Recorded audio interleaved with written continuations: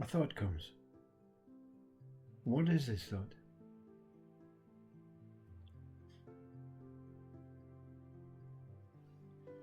The mental makeup of the mind understands nothing about the thought until it forms into words, pictures, meaning, qualities.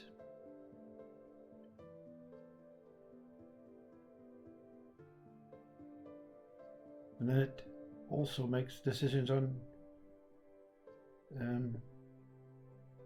judging the thought. But a thought does not exist until it forms into words and syllables. But it does exist, you see. Is there a thought with no content?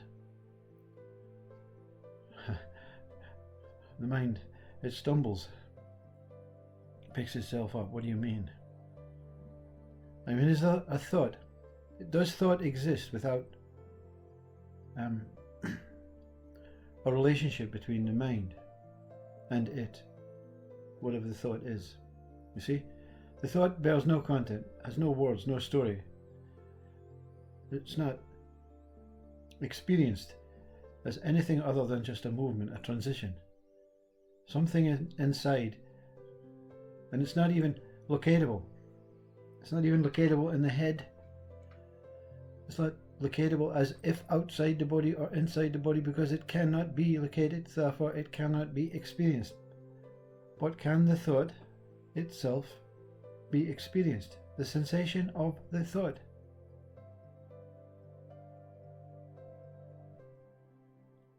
Can the smell?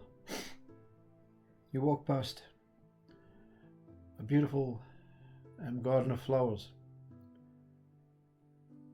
and the pollen is high, and these plants are projecting so much beautiful odors, and the nose speaks. How beautiful.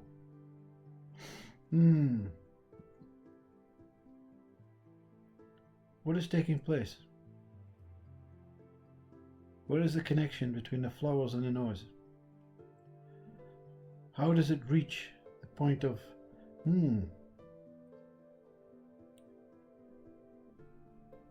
which is a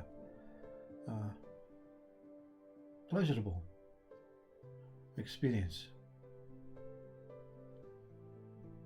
And who is the pleasurable experience for? Is it the nose? Is it the body? Is it the brain? Is it the mind? Is it the person? What takes place?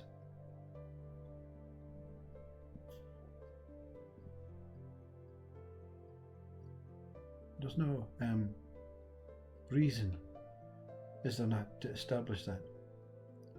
It just is that it is. The nose, it smells, it senses, it connects to the pleasurable aroma of the pollen, that heavenly geranium, rose, lavender smell,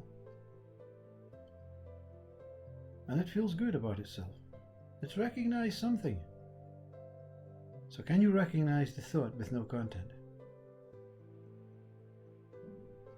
Can you recognize the sensation of thinking without a story attached, without a definition, without a understanding, without any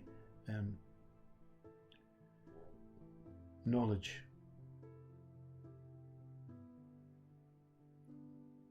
You see, they say life in its simple sense is much, much purer than experiencing enlightenment. Enlightenment is a grand facade, a grand, liberating, freeing experience for the ego to let itself go and dissolve into the pollen, into the thoughts, into that where it arose from.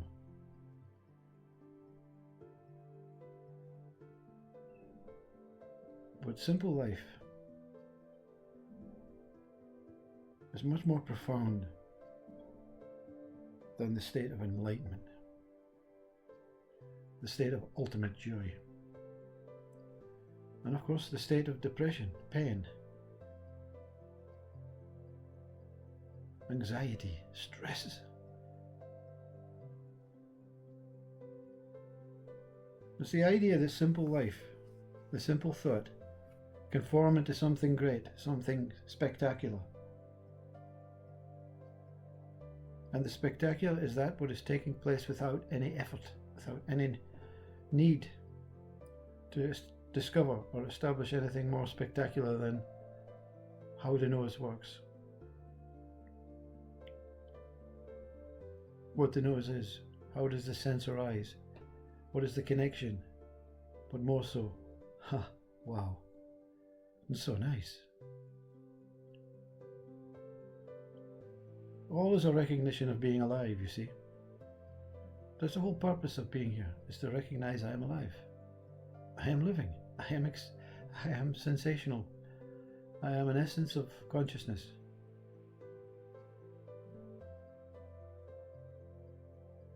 But the grand mind, the grand ego, the divisionistic way of saying there is much difference between rich and poor. There's much difference between joy and love and anguish and depression. There's not much difference between pain and pleasure. And you have to choose a side. If you don't choose a side, you're not fulfilling this role of my ego said that I'm offering you. You see, ego is offering itself to that what cannot decline but also cannot accept. So the ego just veils, it just suffocates. It attempts to do everything in its possibility to give the thought some definition, some clarity, some power, some way of defining something that does not really, is not pertinent to the human state of just being, just simply alive, just simply breath. A thought is a thought until it has given some sort of meaning, words, aims, objectives, methods, definitions, measurements, evaluation, judgment. The Bible says, "Thou shalt not judge." Only the silence that knows nothing about judgment or non-judgment is free from judgment and non-judgment. The thought is non-judgmental until it bears some sort of, armor. It bears some sort of, here I am, look at me. I am powerful, I am weak, I am happy, I am sad, I am content.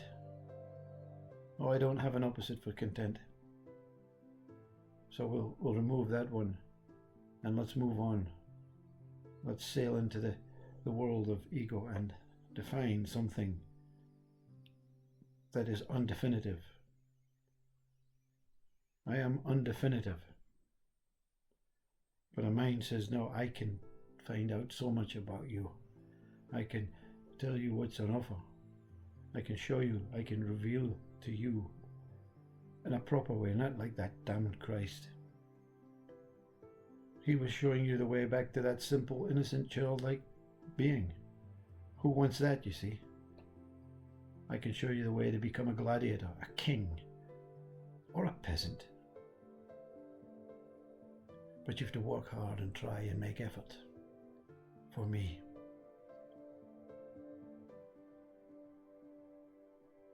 Discover me, go through me, and I will show you the way.